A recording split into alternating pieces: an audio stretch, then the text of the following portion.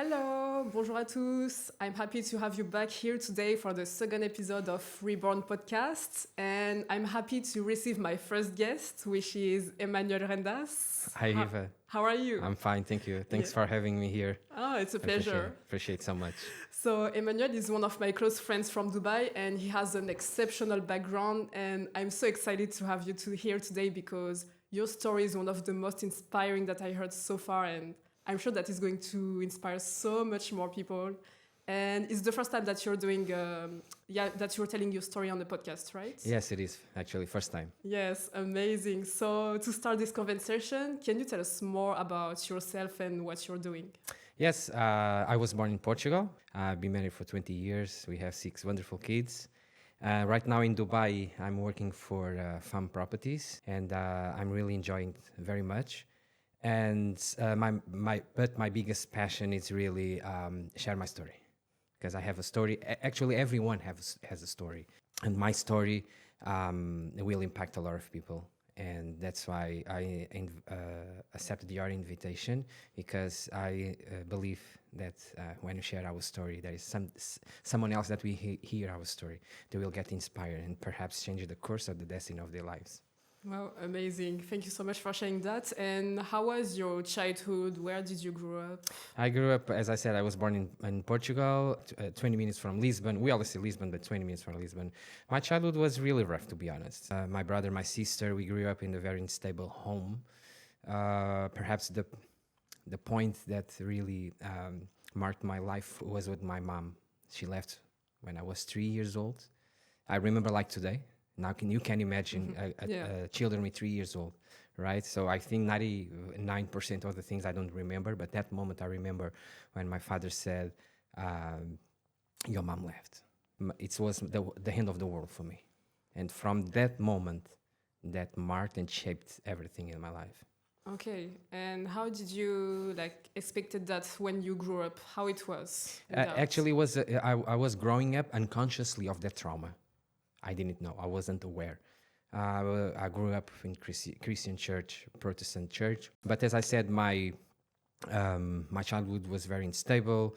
My father was an aggressive father. Today I understand why I love him. And I believe one of the most honorable things as a human being, regardless what our parents, I'm a father today, right? So I understand the struggles. I understand we are all human beings, and somehow we have our own struggles, no matter what. Yeah. It's 100% of human beings. And it was very hard for me every time my father was aggressive with me, I would remember my mom. And it was 10x the pain, right? I was growing up and I wasn't aware, right? I had no idea, right? So at home, everything was a mess. Okay, wow. And you said to me last time that when you were 17, you turned your life to spirituality, which is a very young age for that. Yes. Can you tell us more about that? Yes, sure. Great question. 17 years old.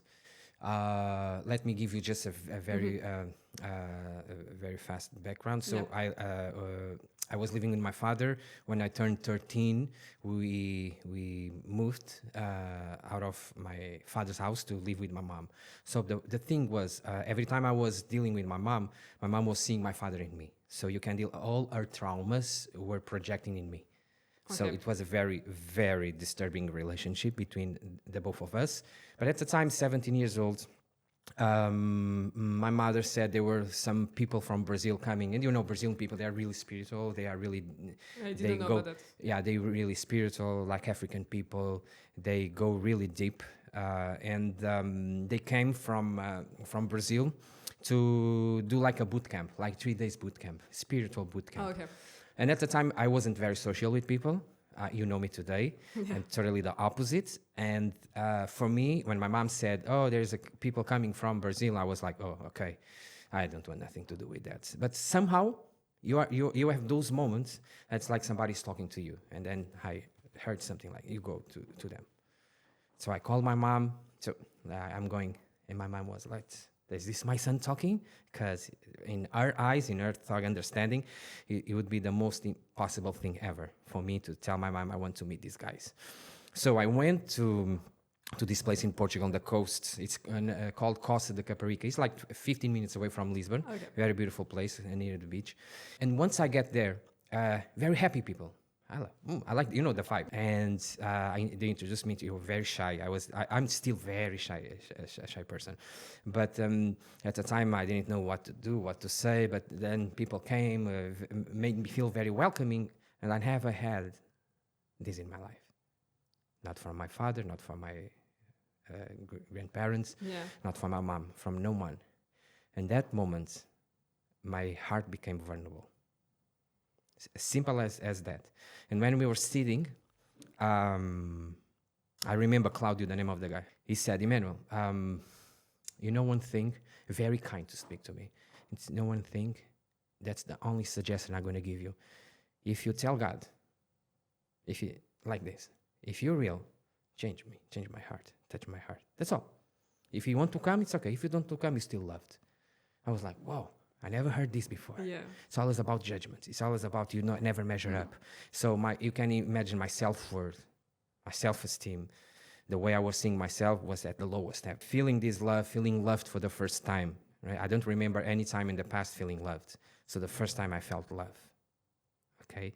And it really touched my heart, but I didn't say yes. I enjoyed the time. We had some meals, drinking, and then I decided, Mom, I'm going. And my mom was like, okay, what's going on here? So I went. I'm not here to impose any kind of religion to no one. I know the experience I had. I know what happened with me. I know what was my life after those 3 days. So, and this is not about placebo effect. This is a real life transformation. I was just 17 years old. On Friday night, I remember I said to God, very simple, not big prayer, whatever. I didn't know even how to talk to God. I said, God, if what Claudia said is real,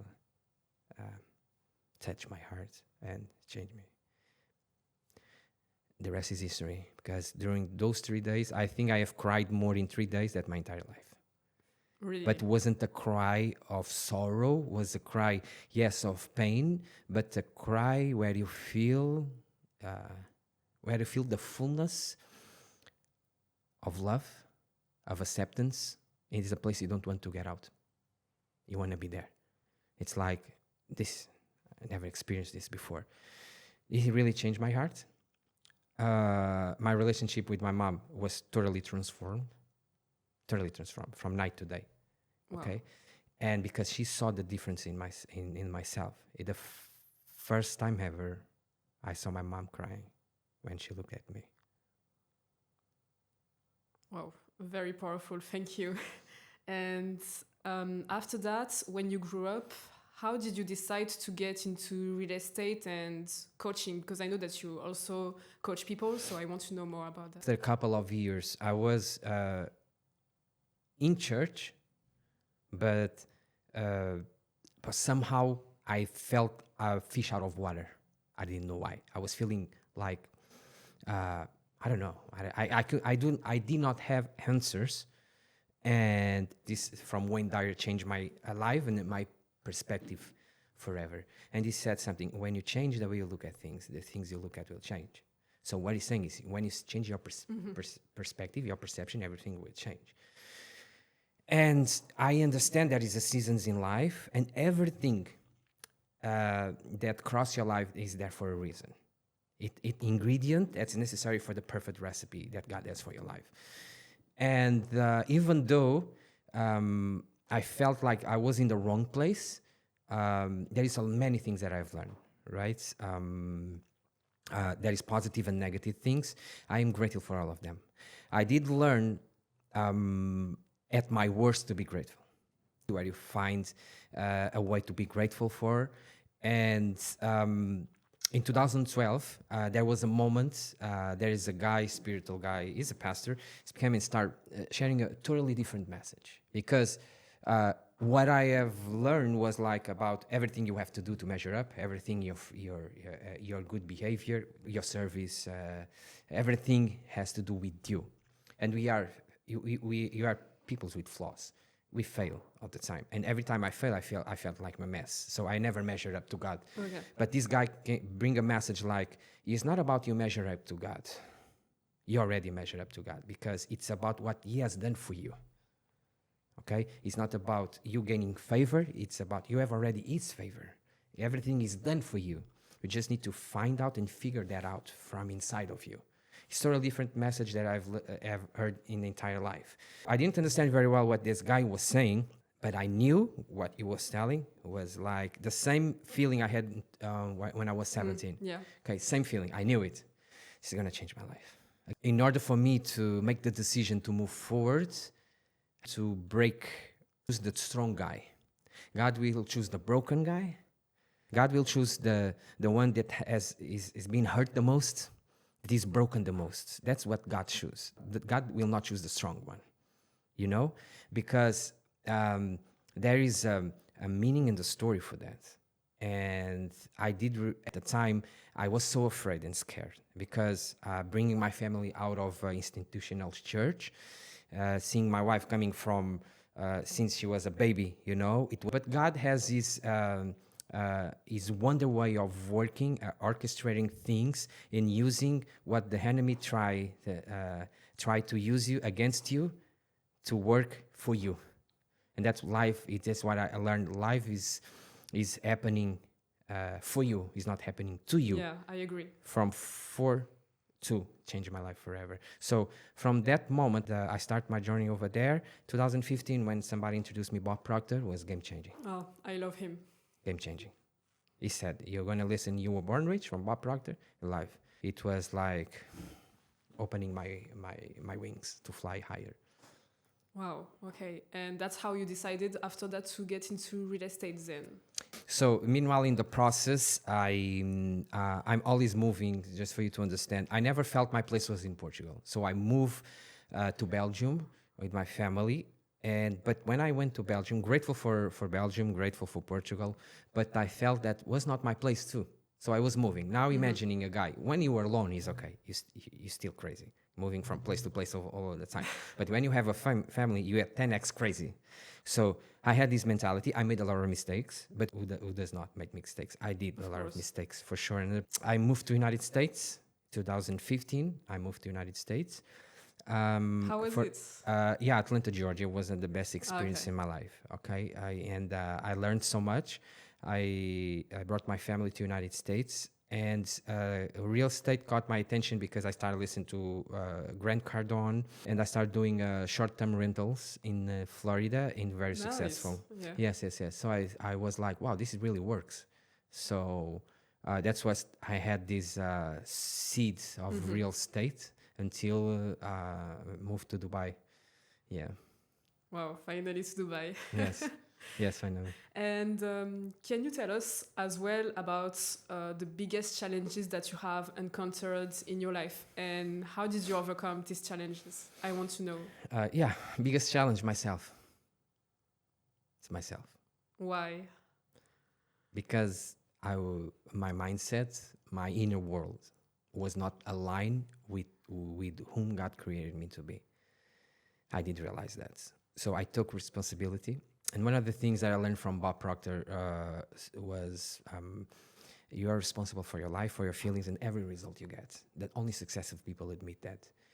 It's easy when you listen to a podcast, a video, a motivational video, you're saying that, and when you are at your worst, when everything around you is telling you otherwise, and you say, no, I'm responsible for my life, for my feelings, and the result I get.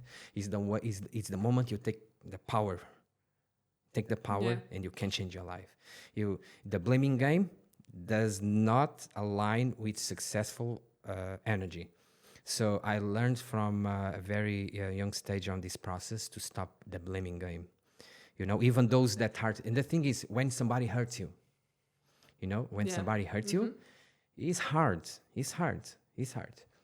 But when you start understanding the principles, the spiritual principles of growth, you understand that even those people, they are there for a reason, and when you change the way you look at things, the things you look at will change. And rather you be hurt, you start being grateful. And I did realize something very powerful, that the more grateful you are, the more you will heal. There is a power in in gratitude, because I believe gratitude is the silent healer. It will heal you without even you being conscious of it. And I'm a living proof of that, I can tell you. There is no bigger reward and prize of overcoming your own struggles, your inner challenges, and the feeling you have by the person you become is the biggest reward of life. I tell you, I would not trade for $1 trillion. Okay, and can you give me some example when you have to be in this gratitude, like? Good to cultivate the gratitude every single day, because it's small habits that will establish the foundation. So it's like you go to the gym. Your brain is a mental muscle. You start the more harder you push, the more the muscle will break, and then afterwards restore and grow more. So it's the same thing with gratitude. But the real test is when everything around you or something happened in your life that gives you all the reason for you to not be grateful, but you choose to be grateful.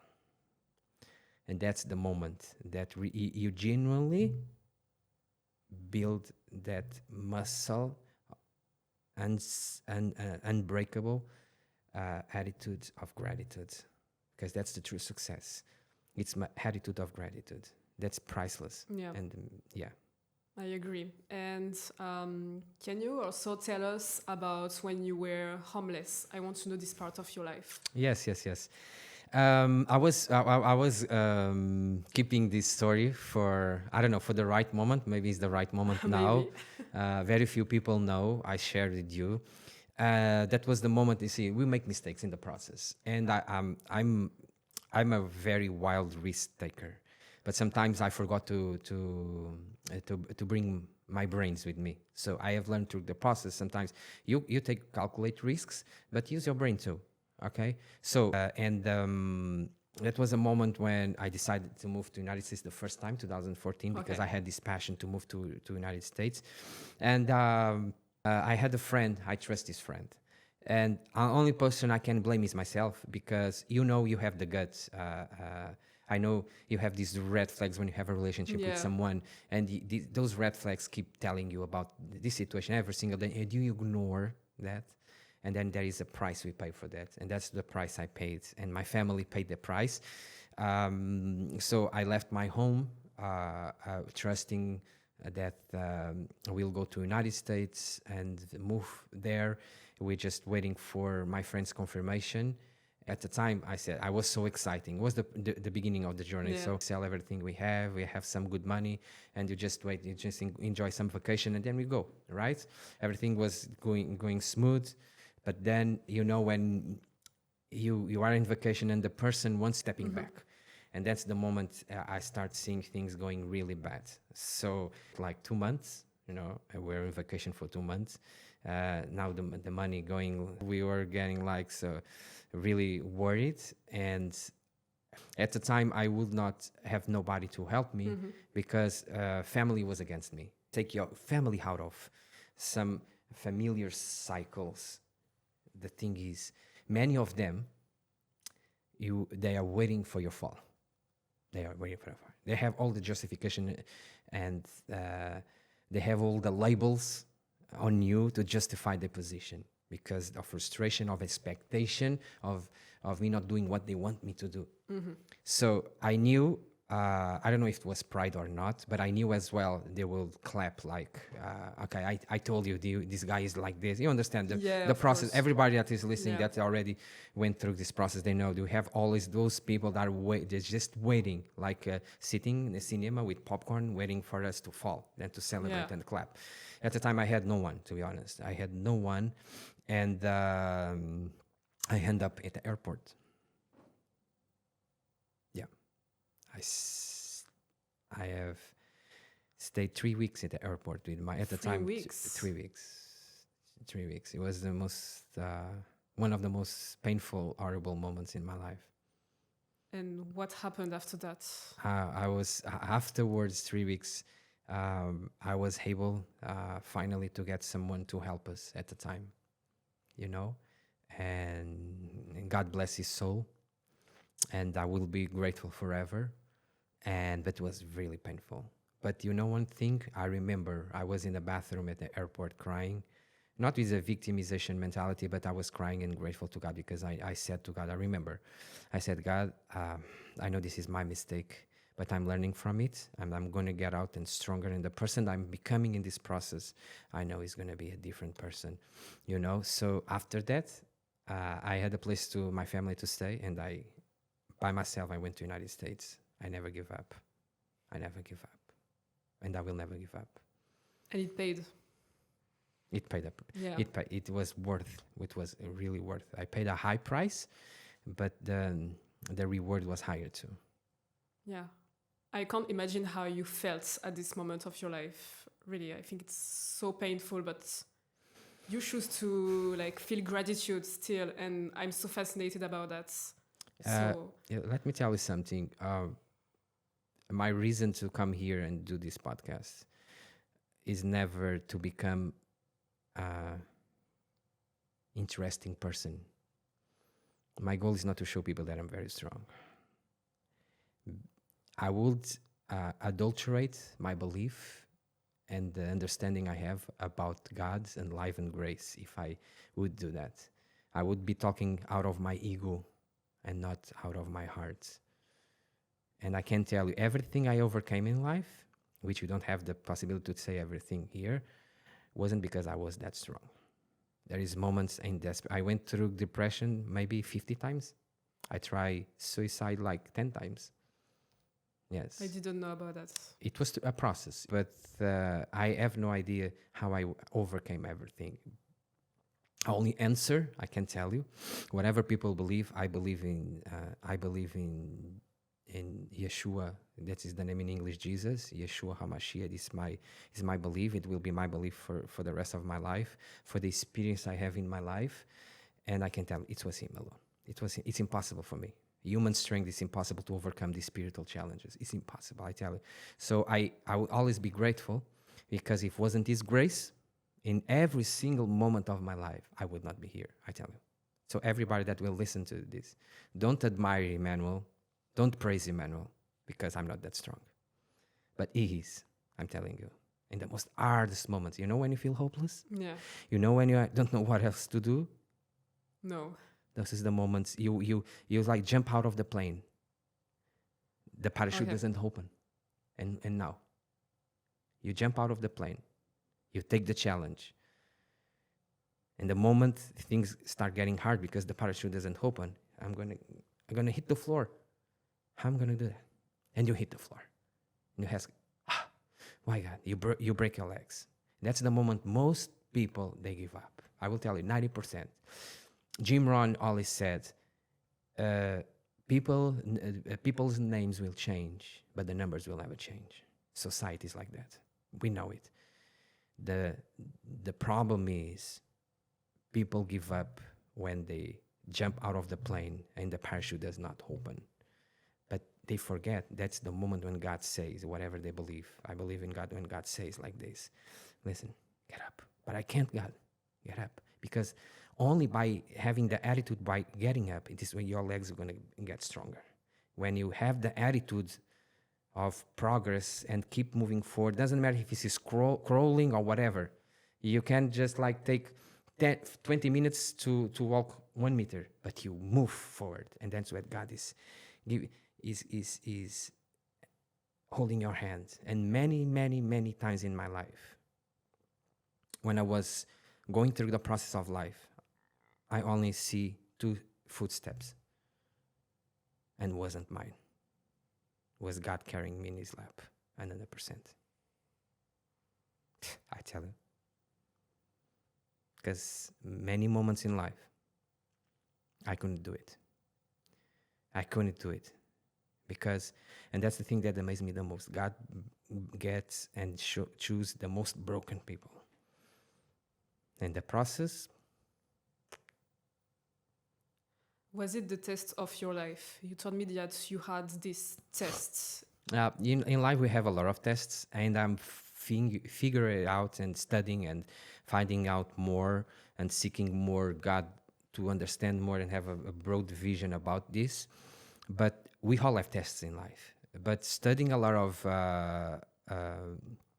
people in life that already overcame and achieved big dreams, there is a moment they have the tests. English people understand there is the tests in life, there is the tests. The tests that will shape the destiny of your life forever. Of course, you have those small daily tests that will create those habits that will shape your future. There is a moment throughout the process, I believe I went through this, and I wanted to articulate better, to understand it really for myself, to understand this moment that happened to me. It was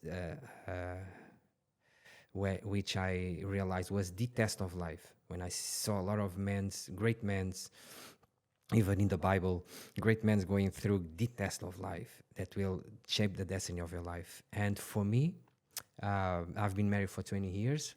This was a divine purpose for a reason, and he is the reason of our strength, of our foundation for us to be where we are today as a couple. But we had some bad moments, and the last one was 1 year ago. Today I can speak openly about that to inspire people, and if people listen to this, they can take out of positive for their relationships, because marriage and relationships are not pink worlds. There is a lot of struggles, and there are a lot of sacrifices, that you have to do. And one of them was because my relationship was was going to the point of I'm going to this direction, you go to this direction. And at the point, I was alone here in Dubai last year.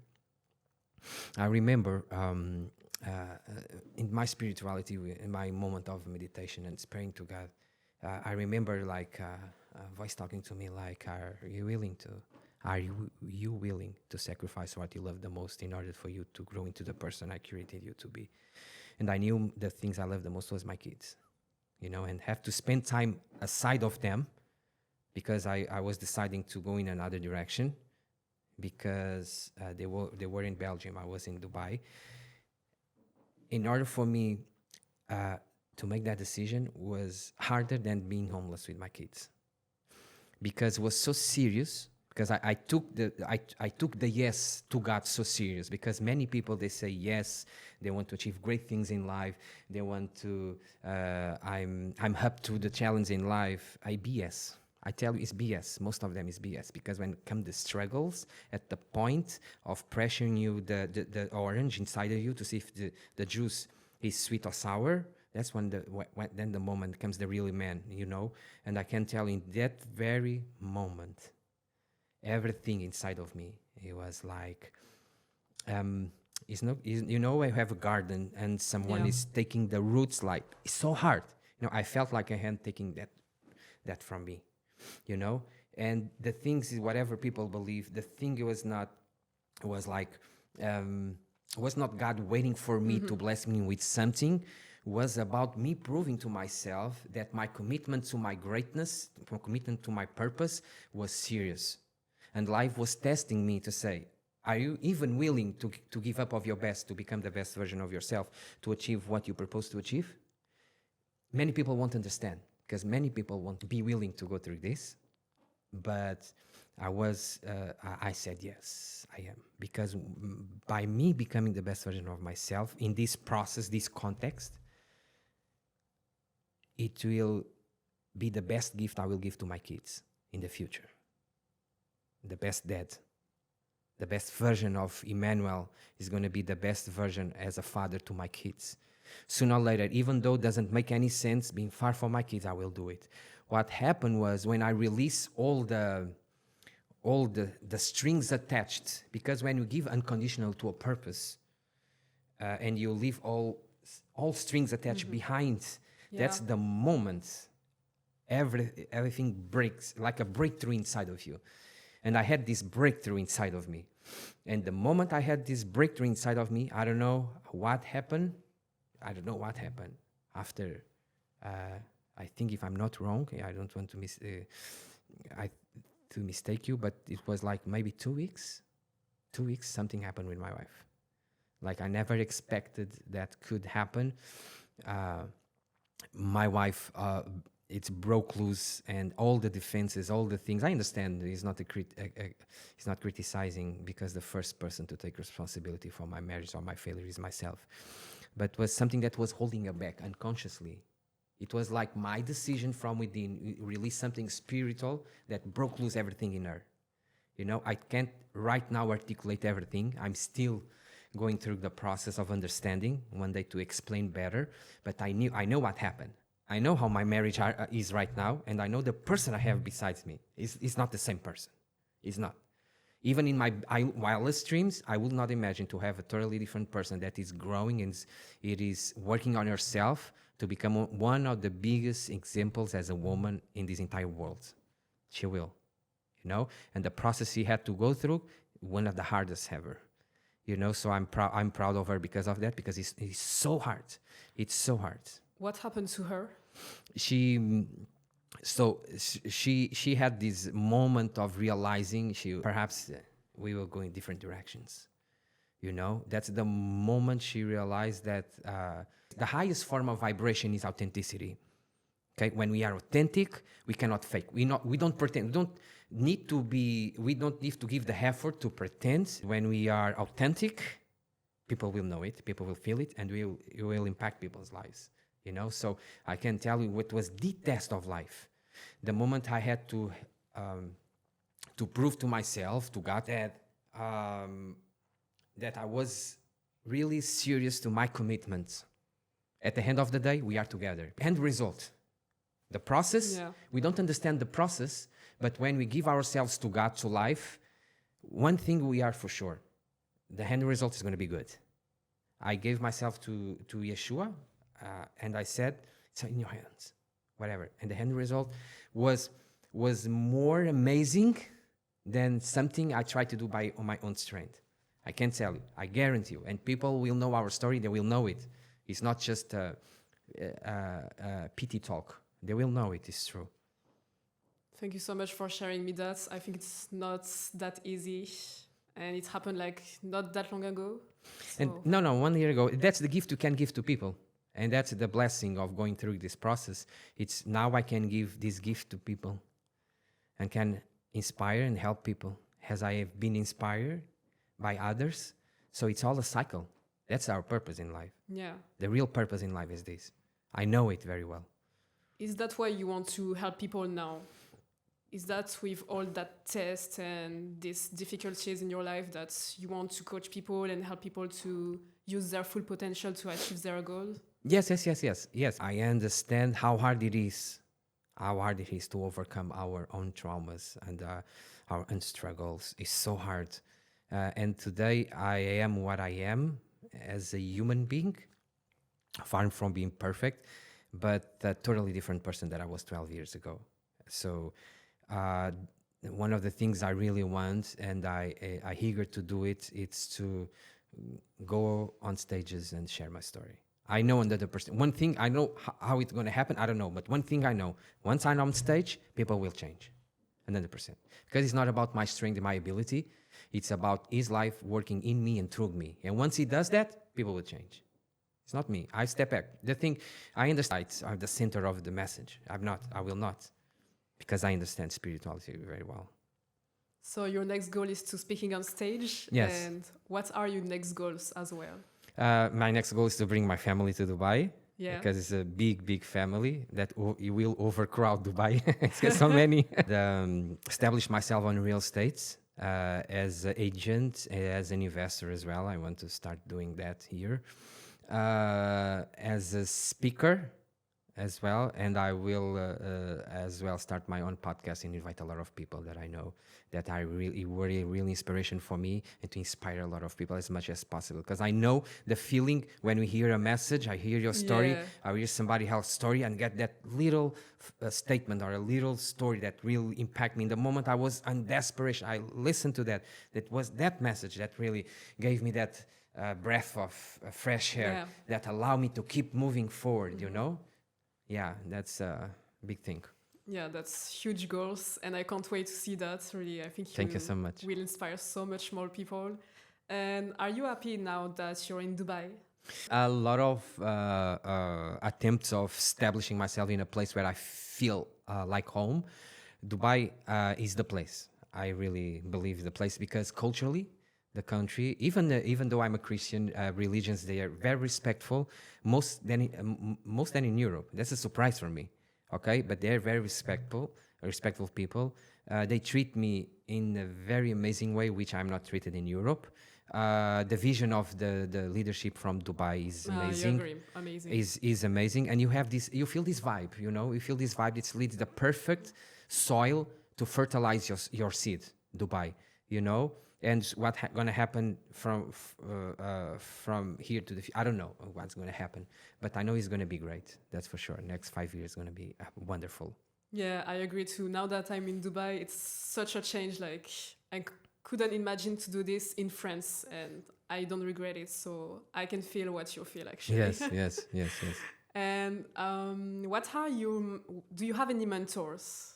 Yes, of course. We all have to have mentors or personal mentors or impersonal mentors, right? Through videos, through courses, through books, through podcasts. I do have, my first mentor was Joseph Prince from Singapore. It was a pastor that teach me a lot about God's grace and still teaching in Singapore. In a very unique way. And then I have a pastor from United States I was talking about, Gregory Dico. He's a great pastor. He preached the message of grace, so sharp, so powerful, so raw, so real, and it resonates so much with myself. The way he communicates, the words he uses. For me, it's like a personal mentor. Maybe one day I will meet him. I don't know. What's his name? Gregory Dico. Okay. Yes. And I have as well Bob Proctor. He passed away, unfortunately, but he left a legacy, eternal legacy. This man, and he changed completely my life too. This man changed completely my life, and Tony Robbins. Oh, nice. I was in one of his seminars. Really? Yes, and who else? Les Brown. Les Brown. Those are the guys. There is another ones, but those really guys. And right now with real estate, Grant Cardone. I see great inspiration for me too. So those are the people that really are like mentors for my life. You see yourself as them before, like in a 1,000%. Yeah. 1,000%. I know I'm gonna be there. Really? Yeah, for sure, another percent. Because I did realize the thing is when you hold yourself back, you are being prideful. You're not being humble. You're being humble when you understand. No, I'm meant to be at the top, because we understand the process of spirituality. We know it's not about how good you are. It's how graceful God is for you. And when we understand that, we have this confidence, not in our strength, but we have this confidence in His grace. So we know it's not about how big is my faith, is how big is the author of faith. And I know He's never failed. The only thing is me lining myself up with the spiritual principles. I know we're going to get there. So He's going to get the credit, not me. I agree. I think you will be there too. Thank you very much. Thank you very much. And finally, can you share with us a mantra or a quote that helps you to move forward every day? Yeah, sure. I do a lot of positive affirmations. I pray. I have my moments with God, with the Word of God. One of the most powerful things, perhaps many people are not aware, others are aware even better than me, is the frequency of sounds. This is, as Nikola Tesla said, if you want to know the secrets of the universe, think in terms of energy, frequency, and vibration. So I did understand that. And very powerful thing is when I went to the mosque last year in Abu Dhabi, they have a tower and they have people praying the Al-Quran 24/7 in different shifts. Of course, people are not working 24/7. And this is because of the spiritual environment. We want the spiritual environment to be saturated with what we believe. And I said, this is powerful now. So that's what I do. I try to do, right? I try to do as much as I can in my home, at least one device operating and playing at a specific frequency. because I understand the frequency is so powerful, can produce miracles, right? This is the things that I do it every day. Thank you so much for sharing that. It was very good to have you here today, Emmanuel. Thank you so much for inviting me. Very much. It was so inspiring. And for me, you're clearly an example that you need to use your past and your difficulties as a fuel, as a strength to surpass yourself and help others who have the same story as you. So thank you. You're really, for me, an example of perseverance. Thank you so much. I appreciate that. I appreciate your words. Thanks for inviting me. It's a pleasure. It's a blessing I don't take for granted. And I will be grateful forever, as I will never forget. The first you never forget, right? It's like, wow. So I'm blessed to be here and for this opportunity. And God will grace you, of course, with amazing blessings for allowing for me to share this message, because people will be touched, I know, So thank you so much for that. I'm really grateful. Thank you. So I see you very soon for other episode, and thank you so much for being here with us today, and I wish you a very good day.